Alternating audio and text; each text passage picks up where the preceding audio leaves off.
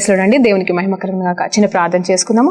పరిశుద్ధ గొప్ప దేవానికి స్తోత్రం, స్తుతి, మహిమ, ఘనత, ప్రభావం చెల్లించుకుంటున్నాం నాయన. మరి సమయంలో అద్భుతకరుడ ఆలోచనకర్త నీ దాసుడైన మోసెస్ గురించి నేర్చుకుంటుండగా నాయన ప్రభా ఏ రీతిగా ముఖాముఖిగా బిడ్డ నిన్ను చూడగలిగాడో ఆ రీతిగా మేము కూడా చూసిలాగా నా ప్రభా నా తండ్రి అలాంటి లక్షణాలు మాకు కూడా దయచేయమని యేసు నామములో ప్రార్థన వేడుకుంటూ పొందుకుంటున్నాం తండ్రి. ఆమేన్. ప్రైజ్ లార్డ్ అండి. దేవునికి మహిమ కలుగును గాక. ఈ రోజు దేవాది దేవుడు మనకిస్తున్న వాక్యాంశం ఏంటి అంటే మరి మోసెస్ గారి గురించి ధ్యానించబోతున్నామండి. నిజమే, ఆయన ఎవరై ఉన్నారంటే ఆయన సాత్వికుడు. మరి నా ఈ ప్రజలందరికెల్లా మరి నా సాత్వికుడు అలాంటి వాడు లేనే లేడు అని చెప్పేసి మరి దేవాది దేవుడే మరి ఆ బిడ్డ గురించి సాక్ష్యం ఇస్తున్నాడు. సాత్వికుడు అనే పేరు కూడా పెట్టి ఉన్నాడండి. నిజమే, మరి నిజం చెప్పాలంటే ఇంత గొప్ప అర్హత ధన్యత మరి మోసెస్ గారికి ఎలా వచ్చింది ఏంటి అనేది ఆలోచన చేస్తే మరి ఆయన గురించిన కొన్ని సత్యాలు ఈరోజు నేర్చుకుందామండి. అవును, మోసెస్ గురించి మనకి కొంతమందికి తెలుసు. ఆయన ఎవరు అంటే మరి ఆయన ఒక రక్షకుడిగా అంటే మరి మరి రక్షించిన వాడిగా కూడా ఉన్నాడండి. ఎలా రక్షించాడు అనేది చూస్తే మరి ఇజ్రాయెలైట్స్ మరి వారున్న ఐగుప్తు కాలం నుండి బంధకంలో నుండి విడిపించడానికి మరి యేసు ప్రభు వారు అంటే తండ్రి అయిన దేవుడు మోసెస్ని ఏర్పాటు చేసుకున్నాడు. ఆ కాలంలో ఆ సమయంలో మరి మోసెస్ జన్మము కూడా మరి అద్భుతమైన రీతిగా జరగడం, మరి ఆ సమయంలో మరి మోసెస్ పుట్టిన సమయంలో నిజం చెప్పాలంటే మరి దుష్టుడు మరి ఆ ఫరో రూపంలో మరి అతన్ని నాశనం చేయాలని కూడా చూశారండి. అవును, ఇదైతే ఫరో ప్రణాళిక కాదు, కానీ మరి దేవుడు ప్రణాళికని నాశనం చేయడానికి సాతాను వాడుకున్న పన్నాగమై ఉండొచ్చు. మరి మోసెస్ ద్వారా మరి ఐగుప్తుల నుండి మరి ఇశ్రాయేలీయుల్ని విడుదల చేయాలని ప్రణాళిక కలిగి ఉన్నాడని మరి వాడికి తెలుసు. కాబట్టి మోసెస్ని చంపాలడానికి మరి ఆ సమయంలో మరి ఎవరెవరైతే ఐగుప్తులో మరి ఇశ్రాయేలీయులకి పుడుతున్న చిన్న బిడ్డలు ఉన్నారో వారందరినీ మరి ముఖ్యంగా మగపిల్లలందరినీ చంపమని ఫరో గారు ఆదేశిస్తారు. ఆ సమయంలో జరిగిన సంఘటన ఏంటంటే మరి వారి తల్లి గారు అద్భుతమైన రీతిగా 3 నెలల్లో తనగా దాపెట్టడానికి ప్రయత్నించింది. ఆ తర్వాత ఇంకా బిడ్డ పెద్దగైపోతున్నాడు కాబట్టి దాపెట్టడం కష్టమైపోయి మరి ఏం చేసిందంటే మరి అద్భుతమైన రీతిగా ఒక చిన్న తొట్టి లాంటిది తయారు చేసి మరి దానిని మరి నీళ్ళలోకి విడ్చడం అనేది జరిగింది. అంత మాత్రమే కాదు, మరి ఆ బిడ్డ ఎక్కడి దాకా వెళ్ళిపోతాడు, మరి ఎలా చనిపోతాడో ఏంటో అనేది చూడడానికి కూడా మరి వారి అక్కగారు అంటే ఆ మోసెస్ అక్క కూడా మరి ఆ నది గుండా పక్కన నడుచుకుంటూ వెళ్తుంటే మరి అద్భుతమైన రీతిగా ఈ మోసెస్ గారు మరి ఫరో ఒక మరి సిస్టర్ మరి అక్కనో చెల్లినో మరి తన చేతికి చెక్కబడ్డం అనేది జరిగిందండి. హల్లెలూయా. దేవునికి మహిమ కలుగును గాక. నిజమే, ఎన్నో కార్యాలు చేస్తాడు దేవుడు. ఆ దేవుని ఆలోచనలు గొప్పగా ఉంటాయండి. మన జీవితంలో కూడా ఆలోచన చేస్తే మన పుట్టుక ఎక్కడో, మనం పెరిగింది ఎక్కడో, మన జీవితం ఎక్కడో ఉంది. ఒక్కసారి మనము కూడా మన జీవితాలను వెనక్కి తిరిగి చూస్తే ఎలాంటి వాళ్ళం ఎలా ఉన్నాము అని ఆలోచన చేస్తాం. అవును, కొంతమంది అయితే బాగా బతికిన వాళ్ళం ఎలా ఉన్నామని, లేకపోతే నిస్సహాయ స్థితిలో ఉన్న వాళ్ళం ఈ రీతిగా దీవించబడ్డామని, లేకపోతే పాపపు రోత జీవితంలో ఉన్న మనము ఇదిగో నేను మరి ఈ రీతిగా దేవుని సేవ చేస్తున్నానని చెప్పేసి నేను అలా మనము ఎవరమైనా సరే మన జీవితంలో గతాన్ని ప్రెజెంట్ని పోల్చుకుంటే మరి ఎన్నో విషయాలు మనం తెలుసుకోగలము. మరి చాలా విషయాలు మనమే మన ద్వారా మనమే ప్రోత్సహించబడతామండి. హల్లెలూయా. దేవునికి మహిమ కలుగును గాక. ఇక్కడ మోసెస్ గారి జీవితం చూస్తే 40 సంవత్సరాలు మరి ఒక రాకుమారుని లాగా మరి ఒక ప్యాలెస్లోనే మరి రాజుల దగ్గరే ఆయన పెరగడం అనేది జరిగింది. జ్ఞానవంతుడిగా ఉన్నాడు, అందమైన వాడుగా ఉన్నాడు, మరి అన్ని విద్యల్లో మరి తర్ఫీదును అందుకున్న వాడు ఉన్నాడు, యుద్ధానికి కూడా సంసిద్ధుడై ఉన్నాడు. నిజం చెప్పాలంటే మోసెస్ నత్తివాడని చెప్పేసి మరి ఏ దేవాది దేవుడు పలికినప్పుడు అంటే నువ్వు వెళ్ళి మరి నా పక్షాన మా ఫరో దగ్గర మాట్లాడాలి అంటే నేను నత్తివాడిని, నాకు మాటలు రావంటున్నాడండి. నిజం చెప్పాలంటే మోసెస్ గారు మరి పుట్టుకతో నత్తివాడు కాదు, అంత గొప్ప జ్ఞానవంతుడు, మరి ఫరో చేతిలోనే పెరిగిన వాడిగా ఉన్న ఈ వ్యక్తి మరి మాటలు రానివాడు కాదు, నత్తివాడు కానే కాదు. మరి ఆయన గురించి కొన్ని సత్యాలు మనం ధ్యానించవచ్చు. ఏ రీతిగా అంటే ఆయన 40 సంవత్సరాలు అయితే ఉన్నాడు, ఏ రీతిగా ఉన్నాడు అనేది మనకు తెలుసు. అంత మాత్రమే కాదు, ఆయన మరి రాణి చేత మరి పెంచబడినప్పుడు కూడా మరి తన అక్క కానీ తల్లి కానీ ఖచ్చితంగా వారిని కలిసి ఉంటుంది, మరి కలవకుండా లేరు. మరి ఆ సందర్భం అంతటి ఇప్పుడు నేను చెప్పాలి అనుకుంటే చాలా సమయం పడుతుంది, కానీ మనకు తెలుసు కదండి. మరి ఆ మిరియం ఏం చేస్తుందంటే మరి తన సొంత తల్లినే తీసుకొచ్చి మోసెస్కి పాలు తాగించడానికి మరి అక్కడ సంఘటన అనేది ఏర్పాటు చేస్తుంది. అంత మాత్రమే కాదు, ఆ తర్వాత ఖచ్చితంగా మోసెస్తో వీరు మాట్లాడడం అనేది జరుగుతుండొచ్చు. ఇగో నీ పుట్టుక గురించి అంటే మోసెస్ పుట్టుక గురించి సత్యాలు మోసెస్కి తెలియబడినాయి కాబట్టి మరి అతను తన ఇజ్రాయెలీయుల జనాంగం పట్ల మరి రోషంగా ఉన్నాడు, ప్రార్థన పూర్వకంగా ఉన్నాడు, వారిని ఎలాగైనా కాపాడాలి అనే రోషం కలిగిన వ్యక్తిగా ఉన్నాడు. నిజమే, అప్పుడు అనుకుంటుండొచ్చు మోసెస్ గారు, నిజమే నన్నెందుకు మరి ఎంతో మంది నాతో పాటుగా పుట్టిన వాళ్ళని మరి చంపేసి ఉన్నారు, ఎంతో మంది చనిపోయారు, కానీ దేవుడు అద్భుత అద్భుతమైన రీతిగా నన్ను బతికించడం మాత్రమే కాదు, కానీ ఈ రీతిగా ఈ ఫరో దగ్గరనే వచ్చి జీవించే అంతగా మరి పెట్టాడు అంటే ఖచ్చితంగా ఏదో ప్రణాళిక ఉంది. సో నా బాధ్యత అంటూ ఏదో ఉంది. నన్ను బతికించిన దేవుడు నా కోసం ఏదో అంటే నా ద్వారా ఈ ప్రజల కోసం ఏదో చేయాలి అనే తపన ఆలోచన కలిగి కృతజ్ఞతగానే ఆ బిడ్డ నిలబడుతున్నాడు. అంత మాత్రమే కాదు, మరి ఒక ఐగుప్తీయుడు మరి ఒక ఇజ్రాయెలైట్స్ని చంపినప్పుడు ఆ ఐగుప్తుని చంపి కూడా పాత పెట్టడం అనేది కూడా జరిగిందని అంత రోషం కలిగిన వ్యక్తిగా ఉన్నాడు. ఆ తర్వాత చూస్తే ఇద్దరు ఇజ్రాయెలైట్స్ గొడవ పెట్టుకున్నప్పుడు మీరెందుకు గొడవ పెట్టుకుంటున్నారో మనం కలిసి ఉండాలి కదా అని చెప్పేసి వారిని ప్రోత్సహించినప్పుడు జరిగిన సంఘటనను బట్టి మరి అక్కడ వారు నువ్వు ఐగుప్తులను చంపడం మేము చూడలేదా అని బెదిరించినప్పుడు మరి వెంటనే అమ్మో ఈ విషయం ఫరోకి తెలిస్తే మరి నన్ను చంపేస్తాడని పారిపోయాడండి. నిజమే, ఇక్కడ అసలు పారిపోవడం అనేది అవసరమే లేదు. మామూలుగా వెళ్ళి తన పనేదో తను చేసుకోవచ్చు. కానీ ఏమనుకున్నాడు తెలుసా? భయం అనేది తనలోకి వచ్చింది. ఇదిగో నేను ఇజ్రాయెలైట్ పక్షాన ఉన్నానని తెలుసుకుంటే, హల్లెలూయా, ఇదిగో నేను ఇజ్రాయెలైట్స్ కోసమే నిలబడుతున్నాను, ఇజ్రాయెలైట్స్ కోసమే నేను ప్రార్థన చేస్తున్నాను, వాళ్ళని ఎలాగైనా విడిపించాలనేది నా లక్ష్యము అని ఎక్కడ ఫరో తెలుసుకుంటే అప్పుడు నన్ను చంపేస్తే మరి దేవుడిచ్చిన ప్రణాళికకి మరి నేను దూరం అయిపోతానని అనుకున్నాడేమో అని నాకు అనిపించిందని. ఇవన్నీ నా ఊహలండి, నిజాలు ఉన్నాయో లేదో నాకు తెలియదు. కానీ ఒకసారి మన జీవితంలో కూడా మన జీవిత విధానాన్ని కూడా మనం ఎక్కడి నుండి, ముందే చెప్పాను, ఎక్కడి నుండి వచ్చాము, ఎలా వచ్చామని ఆలోచన చేస్తే మనకు కూడా అలాంటి ఆలోచన వస్తాయా రావా? నిజమండి. అందుకోసమే, ఎందుకంటే నిన్న మొన్న ఈరోజు ఎప్పటికీ ఆలోచనలు ఒకే రకంగా ఉంటాయా అంటే ఉంటాయండి. నేనేమనుకుంటున్నానంటే నేను ఇవన్నీ కూడా నేను ఎందుకు ఇలా మాట్లాడుతున్నాను అనేది ఈ ముగింపులో మీకు అర్థమవుతుందని నేను నమ్ముతున్నానండి. మరి ఈరోజు ఏదో మిమ్మల్ని మ్యానిపులేట్ చేయడానికి లేకపోతే అవి ఇవి లేనిపోని కథలు చెప్పడానికి నేను ఇక్కడ రాలేదు. కానీ మరి అక్కడున్న సిచ్యువేషన్ బట్టి ఫరో మరి ఎదుట మరి ఏ నుండి పారిపోయిన మోజు స్థితి ఏమై ఉన్నదనే గురించి నేను ఆలోచన చేస్తే నాకు అర్థమైంది అది. మరి ఆ తర్వాత అతను వెళ్ళిపోయాడు అక్కడి నుండి. ఏం చేయాలో తెలియట్లేదు, ఎలా విడిపించాలో తెలియట్లేదు. కానీ సామాన్యమైన వ్యక్తిగా తెలుసుకున్నాడు, నా వల్ల ఏమీ కాదు, నేను ఇంకా ఫరోని ఓడించలేను, ఇజ్రాయెలైట్స్ని విడిపించలేను అనుకున్నాను, కానీ అది నా వల్ల కాదనుకుని ఒక సామాన్యమైన వ్యక్తిగా మరి ఆయన మరి బతకడం జరుగుతుంది. 40 సంవత్సరాల వరకు ఎలాంటి సూచన లేదు, ఎలా కాపాడాలని తలంపు లేదు. మరి ప్రార్థన చేస్తున్నాడో మనకు తెలియదు. ఇజ్రాయెలైట్స్ని విడిపించాలి అనే తలంపులు ఆలోచనలు కలిగి ఉన్నాయేమో, కానీ ఆయన ప్రయాసం అయితే ఏమీ లేదు. ఆయన ఏమీ చేయలేని సిచ్యువేషన్ ఉన్నాడు. ఆ వేదనకి గురైన వ్యక్తి, అలా డిప్రెషన్కి వెళ్ళిపోయిన వ్యక్తి, సాధించలేకపోయాను అనే బాధతో పారిపోయిన వ్యక్తికి వచ్చిందండి అప్పుడు నత్తి. హల్లెలూయా, దేవునికి మహిమ కలుగుగాక. మన జీవితంలో కూడా ఎంతో జ్ఞానవంతులమైన మనం, ఎంతో తెలివి కలవరిగా వారమైన మనం ఒక్కొక్క సిచ్యువేషన్లో మనం ఎదుర్కొన్న పరిస్థితిని బట్టి, ఓటమిని బట్టి అసలు మాటలు రాని వారిగా, అసలు ఒకరికి అంటే ఇంకా మన జీవితం కూడా నిరుత్సాహం అయిపోతుంది. అసలు మనం కూడా దేనికి పనికిరాని వాళ్ళగా ఇలా మోజెస్ లాగానే అయిపోతామండి. అలాంటి సిచ్యువేషన్లో 40 సంవత్సరాలు మరి ఆ రీతిగా ఉన్న ఆ వ్యక్తిలో దేవాది దేవుడు ఏమి చేశాడు తెలుసా? డైరెక్ట్గా దిగి వచ్చాడు. అవునండి, మన ఆలోచనలు మారచ్చు, మన ప్రణాళికలు ఓడిపోవచ్చు, కానీ దేవుని ప్రణాళిక నా పట్ల ఏవైతుందో అవి మారవు. దేవాది దేవుడికి తెలుసు. ఇప్పటివరకు నేను మాట్లాడిన ప్రతి ఒక్క మాట సత్యమని ఈరోజు నేను మీతో చెప్తున్నాను. ఎందుకు తెలుసా అండి? ఇదిగో దేవాది దేవుడు పిలిచిన పిలుపు అర్థం చేసుకున్న మోజెస్, అది చేయలేకపోతున్నాను, అది నా పిలుపు కాదేమో అని వేదనతో భయపడవు, లేకపోతే మరి అదే దేవుని చిత్తం కాదనుకొని పారిపోయిన ఈ మోజెస్ ప్రణాళికని మర్చిపోయాడేమో, కానీ దేవుడు మాత్రం ప్రణాళిక మర్చిపోలేదు.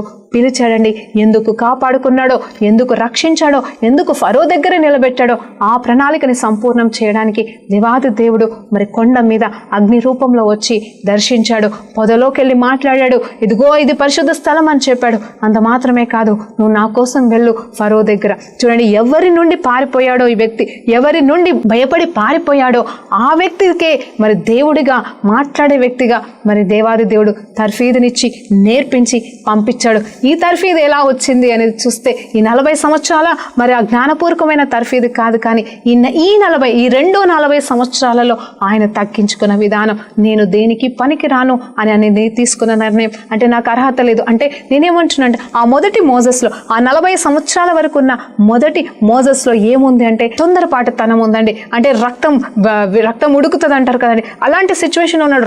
రోషం కలిగిన వ్యక్తిగా ఉన్నాడు. మరి నేనే చేయగలను నా అనేది ఉందండి. చూడండి, అన్నిటికంటే భయంకరమైన పాపం ఏంటి తెలుసా? గర్వం. అది నేను ఆల్రెడీ చెప్పాను. కానీ ఇంకొకటి కూడా ఉంది, సెల్ఫ్ రైచియస్నెస్, అంటే స్వనీతి అండి.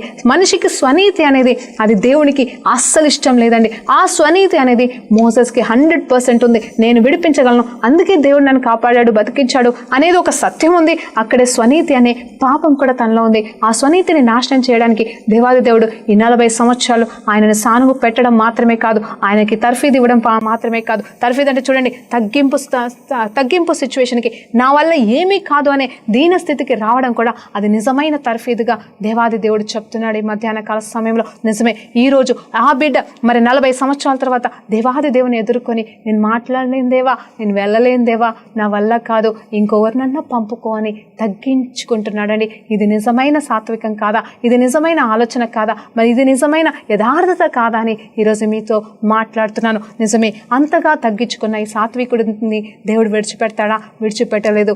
అహరోనైతే తోడుగా ఇచ్చాడు, కాదనట్లేదు. కానీ మరి ఎంత గొప్పగా వాడుకున్నాడు అంటే కొన్ని సందర్భాలలో చూసినప్పుడు నాకు అర్థమైంది ఏంటంటే, ఒకసారి నిర్గమకాండం 32వ అధ్యాయం 32వ వచనాన్ని క్లియర్గా చూసినప్పుడు, అంటే అక్కడ క్లియర్గా ఒక మాట ఉంటుంది, దేవాది దేవుడు ఈ ఐగుప్తుల నుండి వాళ్ళని బయటకు, ఇజ్రాయెలైట్స్ని ఐగుప్తుల నుండి బయటకు తీసుకొచ్చినప్పుడు ఎర్ర సముద్రంని 2 పాయలుగా చేసిన తర్వాత కూడా ఎన్నో అద్భుతాలు, ఎన్నో సూచక క్రియలు వారు అనుభవిస్తున్న తర్వాత కూడా మరి వారు చేసిన తప్పిదవులు అంతా ఇంత కాదండి. విగ్రహాన్ని తయారు చేస్తున్నారు, ఇతనే మా దేవుడు, ఇతనే మమ్మల్ని ఐగుప్తు దేశం నుండి తీసుకొస్తున్నాడని మరి ఒక జంతువు బొమ్మని తయారు చేసుకొని దాన్ని పూజించడం మొదలుపెట్టినప్పుడు దేవాది దేవునికి కోపం వచ్చింది. అంత మాత్రమే కాదు, ఈ మనుషులు మూర్ఖులు, ఇలాంటి వారిని నేను నాశనం చేస్తాను అని మోసెస్ని ఏమంటాడు తెలుసా? నువ్వొక్కడివే ఉంటావు, నిన్నొక్కడినే నిలబెట్టుకుంటాను, ఈ భూలోకాన్నంతటిని, ఇజ్రాయెల్స్ అంతటిని నాశనం చేసేసి నీ ద్వారానే సంతానాన్ని తీసుకొచ్చి నిన్ను హెచ్చించి ఘనపరుస్తానని అంతగా ప్రేమపూర్వకంగా, అంతగా సంతోషపూర్వకంగా మరి మోసెస్ని దేవుడు హెచ్చించబోతుండగా దేవాది దేవునికి మోసెస్ గారు ఇచ్చిన జవాబు ఏంటి తెలుసా? అయ్యా, నువ్వు కానీ వీరిని నాశనం చేసే ఉద్దేశం నీకుంటే ముందు నువ్వు నీ జీవ గ్రంథంలో, చూడండి 32వ వచనం క్లియర్గా మాట్లాడుతుంది, మొట్టమొదటిగా నా నామాన్ని నీ జీవ గ్రంథంలోకి వెళ్ళి తుడిచివి అంటున్నాడు. అంటే ముందు నన్ను నాశనం చేయదేవా, నన్ను నాశనం చేసిన తర్వాత నీ ఇజ్రాయెలైట్స్ని, నీ బిడ్డల్ని, నీ సంతానాన్ని నువ్వేమన్నా చేసుకో అని నిలబడుతున్నాడండి. నిజం చెప్పాలంటే దేవాది దేవుడైతే మారని దేవుడు, మార్పు లేని దేవుడు కదండి.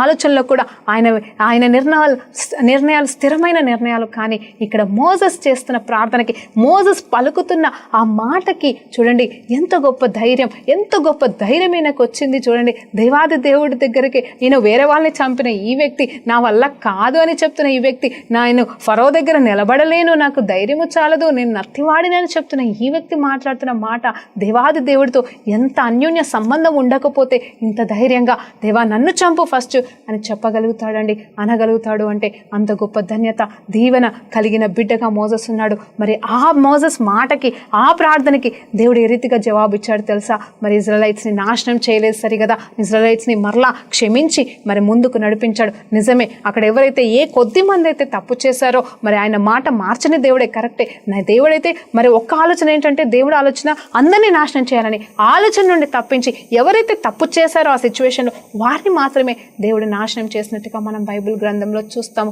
నిజమే, దేవుడైతే అహంకారాన్ని కానీ మరి దేవుడైతే అన్యాయాన్ని సహించేవాడు కాదమ్మా. మరి అన్యాయస్తులకి శిక్ష ఖచ్చితంగా ఇస్తాడు. ఆ పాత నిబంధనలో మరి నాశనమే చేశాడు, కొత్త నిబంధన ప్రకారం ఆయన వెల చెల్లించున్నాడు కాబట్టి క్షమిస్తాడు, సమయాన్ని ఇస్తాడు, సరిచేయడానికి ప్రయత్నిస్తూనే ఉంటాడు. ఎప్పటి వరకు అంటే మనం మారేంత వరకు. మరి ఆయన కరుణామయుడు, ఆయన కటాక్షము కలిగిన వాడని మరి ఆ సందర్భంలోనే మరి మోసెస్ గారు గొప్పగా ఆయన గురించి పాట పాడుతున్నాడండి. హల్లెలూయా, దేవునికి మహిమ కలుగుగాక. ఆయన కృప గొప్పది, ఆయన ప్రేమ శాశ్వతమైనది, ఆయన లాంటి వారు లేరు, ఆయన పరిశుద్ధుడు అని చెప్పేసి ఆయన పరిశుద్ధత గురించి గొప్పగా పొగుడుతూ మరి పాట రాసినట్టు కూడా మనకి తెలుసు. ఎవరండి? మోసెస్ గారు. హల్లెలూయా, దేవునికి మహిమ కలుగుగాక. మరి ఆ తర్వాత ఇంకొక సందర్భం చూసినప్పుడు మరి మోసెస్ని మరి దేవాది దేవుడు మరి 40 దినములు 40 రాత్రులు మరి ఏకాంతంగా గడపడానికి కృపనిచ్చాడు. ఏ రీతిగా అంటే ఆ సమయంలో నువ్వు రా మోజెస్ అన్నప్పుడు ఈ మోజెస్ గారు వెళ్తారు. అక్కడ ఆ కొండ పైన మరి దేవుని సన్నిధిలో మరి ఆయన ముఖకాంతిని చూస్తూనే మరి హల్లెలూయా ముఖాముఖిగా చూస్తున్నాడు. ఆయన సన్నిధిలో ఆయన స్వరం వింటున్నాడు. మరి దేవాది దేవుని ముఖమైతే చూడట్లేదు, కానీ ఆయన మహిమను చూస్తున్న ఈ వ్యక్తి జీవితం ఎలా ఉందనేది చూస్తే ఒక్కసారి ఆయన మొదటి 40 దినములని, ఆ 40 సంవత్సరాలని, మొదటి 40 దినములను పోల్చుకున్నట్లయితే ఆయన వెళ్ళాడు దేవుని దగ్గర. ఆయన ఆజ్ఞలన్నీ కూడా మరి తండ్రి గారు ఇస్తున్న ప్రతి ఆజ్ఞను ఆయన రాసుకున్నాడు. అంత మాత్రమే కాదు, తండ్రి దేవుడు తన చేతులతో చెక్కిన మరి ఆ పలకలు 2 పలకలండి, ఆ 2 పలకలు తనే తయారు చేయడం మాత్రమే కాదు, ఆ పలకల మీద తన స్వహస్తాలతో రాసిన ఆ 10 కమాండ్మెంట్స్ని మరి మోజెస్ గారి చేతిలో పెట్టడం జరిగింది. అవును, ఇదంతా జరగడానికి మరి వారు 40 దినములు కలిసి ఉన్నట్టుగా మనకి బైబిల్ చెప్తుంది.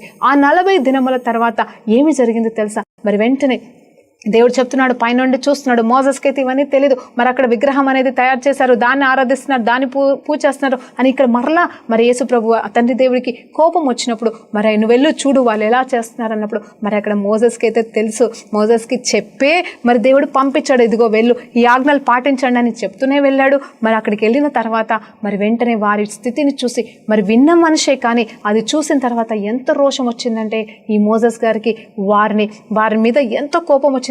ఆ టైంలో దేవాది దేవుడు హస్తములతో తయారు చేయబడిన ఆ పలకలు, రాయబడిన ఆ పలకల్ని మరి ఎలా అంటే కోపంతో విసిరేశాడండి. అది దేవుడి మీద కోపం కాదు, వీరి మీద కోపం.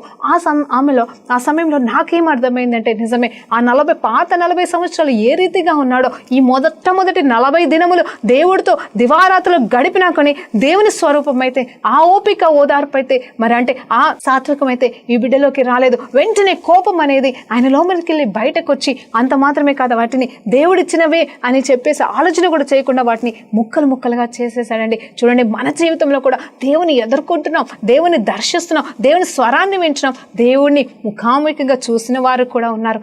అయినను మనలో మార్పు లేని జీవితాలు, అయినను మనలో ఏదో లోపం, మనం ఎన్నో తప్పులు చేస్తూనే ఉన్నామమ్మా. దేవునికి మహిమ కలుగును గాక. అందుకోసమే ఇదిగో 40 దినములు నాతో గడిపినా కూడా మారని ఈ మోజెస్కి మరలా ఒక అవకాశం ఇచ్చాడు దేవాది దేవుడు. మరలా నువ్వు రా పైకి అంటున్నాడు. పైకి రా, ఎట్లా రమ్మంటున్నా అంటే ఈసారి అలాంటి పలకల్ని నువ్వే తయారు చేసుకుని రా, అంటే నువ్వే చేసుకుని రా, నువ్వే చెక్కుకొని రా అంటున్నాడు. చూడండి, మొట్టమొదటైతే పలక చెక్కింది దేవుడే, మరి పలకల మీద చెక్కింది దేవుడే, కానీ ఈసారి రెండోసారి ఆ 40 దినముల రాత్రుల పరిస్థితి ఏంటంటే మోజెస్ రాయాలండి. చూడండి, నిజమే, ఆ మోజెస్కి కూడా ఈ అర్హత దేవుడే ఇచ్చాడు. ఎందుకంటే అక్కడ చూశాడు, ఆ పలకలేంటో తెలుసుకున్నాడు, అంటే దేవుని విధానము, దేవుని ఆలోచనలు తెలుసుకున్నాడు. కానీ దేవునిలాగా ఎలా ఉండాలో తెలియలేకపోయింది మోజెస్ గారికి. అయినను మరి 2వ అవకాశం ఇచ్చినప్పుడు దేవాది దేవుని సన్నిధిలో మరలా 40 దినములు 40 రాత్రులు గడిపినప్పుడు ఈసారి మరి మోజెస్ చెక్కిన ఆ రాళ్ల పైన, మరి ఆ పలకల పైన మరి దేవాది దేవుడు తన హస్తంతో మరలా 10 ఆజ్ఞలు రాశాడు. అంత మాత్రమే కాదు, వారు ఏ రీతిగా జీవించాలనే నిబంధనలు, మరి ఆ ధర్మశాస్త్రానికి సంబంధించిన అన్నీ కూడా, ఆ లాలో ఉన్నవన్నీ కూడా ఆయన వినడం అనేది, దేవుడు చెప్పడం తను వినడం అనేది జరిగింది. ఆ తర్వాత మరలా మరి కొండ మీదకి వెళ్ళి కిందికి వచ్చి తన ప్రజలతో అదంతా మాట్లాడాడు. ఆ తర్వాత వాటిని పాటించడం ఆరంభించాడండి. హల్లెలూయా, దేవునికి మహిమ కలుగును గాక. చూడండి, నేనేం చెప్తున్నానంటే 40 సంవత్సరాలు మొట్టమొదటి స్థితిలో ఎలా ఉన్నాడో 40 దినములు దేవుడితో గడిపిన మోజెస్ అలాగే ఉన్నాడు. కానీ ఎప్పుడైతే మరలా రెండోసారి 40 దినములు వెళ్ళాడో అప్పుడు సాత్వికుడిగా కంప్లీట్గా మార్చబడినట్టుగా నాకు అర్థమైంది. అంత మాత్రమే కాదు, ఆ ముఖం అనేది మరి మొదటిసారి వచ్చినప్పుడు కూడా అదే 40 దినములు 40 రాత్రులు ఉన్నాడు. కానీ మరి అప్పుడు కోపం అనేది ఆయన లోపలికి వెళ్ళి బయటకు వచ్చిందండి. కానీ ఇప్పుడు రెండోసారి 40 దినములు గడిపినప్పుడు ఆయనలోకి వెళ్ళి కోపము, పగ అనేది రావట్లేదు, కానీ ఆయన దేవుని స్వరూపాన్ని కంప్లీట్గా పొందుకున్నట్టుగా తెలుస్తుంది. నిజమేండి, మనము కూడా ఈ 40 దినములు అనేది ప్రత్యేకత ఏంటనేది ఇక్కడ నేను చెప్పడానికి లేదు. కానీ దేవునితో గడపాలి అంటే ప్రతిసారి ఒక్కసారి 40 దినములు చేశానని కాదు, కానీ ప్రతి దినం మనం ఆయనతో గడపాలి. ప్రతిరోజు ఆయనతో గడిపినప్పుడు మనలో ఉన్న దేవునికి ఆయాసకరమైనవి, దేవునికి ఇష్టం లేనివి ఏవైతే ఉన్నాయో కూడా పోతాయమ్మా. చూడండి, మోజెస్తో ముఖాముఖిగా చూసిన వ్యక్తికి మరి ఆయనలో ఉన్న కోపం పోలేదు అంటే మరి మనం ఎంతటి వారము, మనమే పాటి వారము, మనం ఎంతగా దేవునితో గడపాలా, మనం ఎంతగా దేవునిలాగా మారాలా అనేది ఈరోజు ఈ మోజెస్ నుండి మనం నేర్చుకుంటున్నాము. నిజమే, ఆయన యథార్థత, మరి నిజం చెప్పాలి అంటే మోజెస్ని కూడా నాశనం చేయగలడు, కానీ మోజెస్లో ఉన్న యథార్థత, ఆయన ఆ సమయ అనుకూలమైన మాటలు, మరి తలంపులు, ఆలోచనలు ఎప్పుడైతే దేవుడు ఎన్నోసార్లు ఎన్నిసార్లు కోపానికి వచ్చి వీళ్ళని నాశనం చేస్తా అన్న ప్రతిసారి నన్ను చంపు ఫస్ట్ అనుకుంటూ ఎదుర్కొంటున్న ప్రేమ మరి ఎంత గొప్పదండి. తన కోసం మాత్రమే ఈ రోషం అయితే చాలా. ఈ మొదటి కార్యము అంటే ఈ మొదట ఆలోచన, మొదటి దర్శనం మోజెస్కి దేవాది దేవుడు పెట్టింది. మొదటి 40 సంవత్సరాల్లో అదే రీతిగా ఉంది, తర్వాత 40 సంవత్సరాలు ఆ రీతిగా ఉంది, కానీ నిస్సహాయ స్థితిలో ఉన్నాడు. తర్వాత చూస్తే మళ్ళీ 40 సంవత్సరాలు మరి నిజమే ఫరోతో మాట్లాడడం మాత్రమే కాదు, ఫరో నుండి తీసుకొచ్చాడు, ఎర్ర సముద్రం నుండి దాటిపించాడు. అంత మాత్రమే కాదు, 40 సంవత్సరాలు అరణ్యంలో ఈ మూర్ఖ జనంతో మరి నివసించాడు, వారిని మార్చడానికి ప్రయాసపడ్డాడండి. కానీ దేవాది దేవుడు చేసిన గొప్ప కార్యం ఏంటి అంటే మోజెస్కి అయితే ఆ పరలోకం అంటే ఆ కానాను దేశానికి వెళ్ళడానికి అర్హత ఇవ్వలేదు, కానీ అంతకంటే గొప్ప ధన్యత ఇచ్చాడు. కానాను కంటే శ్రేష్టమైన కొండపైన నిలబడడం మాత్రమే కాదు, యేసు ప్రభు వారిని తండ్రి దేవుని మరి ముఖాముఖిగా చూసిన ధన్యత ఈ వ్యక్తికి మాత్రమే మరి దక్కిందండి. హల్లెలూయా, దేవునికి మహిమ కలుగును గాక. ఈరోజు నేను ఆ జీవితంలో కూడా మనం కూడా అనుకుంటాం కదా, ఎన్నోసార్లు అనుకుంటాం, దేవా మరి నీతో గడుపుతున్నానే, నీ స్వరూపం నాకు రావట్లేదు, మరి ఇంకెప్పుడు వస్తుందని చెప్పేసి నువ్వు ప్రయాసపడుతున్నావా? నువ్వు నిరుత్సాహపడకుండా మరి ఇదిగో దేవుడిచ్చిన ఆ మొదటి దర్శనం అనేది అన్ని మర్చిపోకుండా నువ్వు నిలబడ్డప్పుడు ఆ మొదటి దర్శనాన్ని నెరవేరుస్తాడు దేవుడు. అంత మాత్రమే కాదు, ఆయన మొదటి దర్శనం నీ పట్ల ఏదైతుందో ఆయనలాగా మార్చడం అనేది అది కూడా మనలో జరుగుతుంది. దీనికంతటికీ కావాల్సింది ఏంటంటే మనలో తగ్గింపు స్వభావం. సాత్వికంగా మనం ఉన్నప్పుడు మనలో మనము తగ్గించుకుంటూ ఇది నా వల్ల కాదు, అవును ఐ అనేది చచ్చిపోవాలన్నట్టండి, అవును నేను అనేది, నా అనేది, స్వనీతి అనేది మనలో కంప్లీట్గా కూడా నాశనం అయిపోతేనే మరి మోజెస్ లాగా ముఖాముఖిగా చూడడం మాత్రమే కాదు, ఆయనలాగా మనం జీవించగలుగుతామని ఈరోజు మీకు చెప్తున్నానండి. హల్లెలూయా, దేవునికి మహిమ కలుగును గాక. ఇంకా మోజెస్ గురించి చూస్తే ఇంకెన్నో సంఘటనలు ఉన్నాయి, ఎన్నో ఆధారాలు ఉన్నాయి, ఎన్నో ఉన్నాయి. మరి ఒకానొక సమయంలో ఆయన ఎంత మంచి వ్యక్తి అంటే తన మామగారి సలహాను కూడా పాటించాడండి. నిజమే, మనమైతే అసలు కొంచెం అభిషేకంలోకి వెళ్ళంగానే కొంచెం పరిచర్య పెరగంగానే మనం ఇంకొకరి మాట అస్సలు వినమండి. చూడండి, ఈయన దేవాది దేవుడి ముఖాన్నే డైరెక్ట్గా చూస్తున్నాడు, ఆయన సన్నిధికి వెళ్తున్నాడు, ఆయన టర్మనాకిల్ అంటే ఆయన పరిశుద్ధ స్థలాన్ని ఏర్పాటు చేసి ప్రతిదినం ఆయన సన్నిధిలో గడుపుతున్నాడు. ప్రతి ప్రశ్నకి ఆయన దగ్గరికి వెళ్ళి జవాబు తెచ్చుకుంటున్న ఈ వ్యక్తి తన మామ ఇచ్చిన సలహాను కూడా పాటించాడు. ఎందుకంటే మరి ఈయనకు ఒక జ్ఞానం వచ్చింది ఏంటంటే ఇదిగో ఎవరు చెప్తుంది కరెక్ట్, ఎవరు చెప్తుంది రాంగ్ అనేది కూడా తెలుసుకోగలిగాడు. ఆయన అవును నేను నా వల్ల అన్ని పనులు కావని తెలుసుకుని తన మామిచ్చిన సలహాలు సైతం పాటించి మరి గుంపులుగా మరి ఆయన తర్ఫీది అంటే వారికి తీర్పు తీర్చాల్సిన సమయంలో వారికి న్యాయం చేయాల్సిన పరిస్థితిలో మరి ఎలా అంటే టీమ్ వైజ్గా మరి 10 మందిని అని తర్వాత 50 మంది కోసమని అట్లా యజమానులాగా పెట్టేసి వారిని నడిపించడం అనేది కూడా జరిగింది. మొత్తం తన మీదనే పెట్టుకోలేదు, కానీ తన తర్వాత శిష్యులు వచ్చేలాగన మరి వారికి తర్ఫీదిస్తూ ముందుకు అంటే తన మట్టుకే తను పెట్టుకోలేదు. యెహోషువతో కూడా దేవుడు మాట్లాడుతున్నాడు. ఎలా మాట్లాడుతున్నాడు అనేది చూస్తే